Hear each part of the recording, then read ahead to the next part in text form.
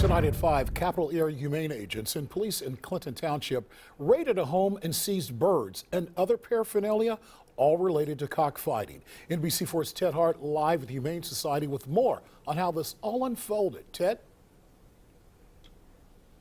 Well, Mike, it started with a neighbor complaining about all the noise of the roosters crowing. That led to a zoning official who grew suspicious, and he then got humane agents involved. The gamecocks seized from this home on the north side of Columbus are being held at the Capital Area Humane Society, along with other items gathered as evidence of cockfighting. So these are called sparring muffs. Their typical use is more like a boxing glove. So you actually slip the spur down into the hole here and you tie this around the dog's or the bird's legs, and so that way they can train without actually injuring each other. Agents also seized short blades used for actual fighting and traveling boxes used typically to transport the birds. In all, 9 birds were seized. But they were cockfighting. They were fighting the birds? I don't know nothing about it.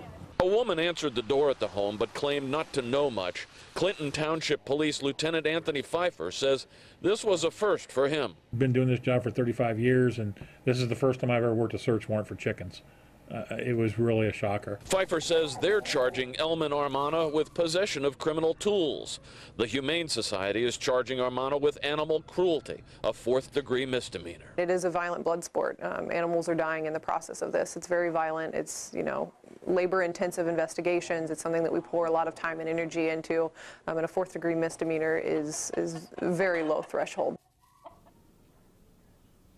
And the Humane Society is supporting a bill at the State House here in Ohio that would add the possibility of felony charges in cases like this against people participating in animal fighting schemes.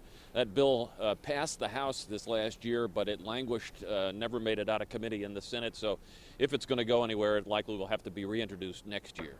Live at the Capital Area Humane Society, Ted Hart, NBC4.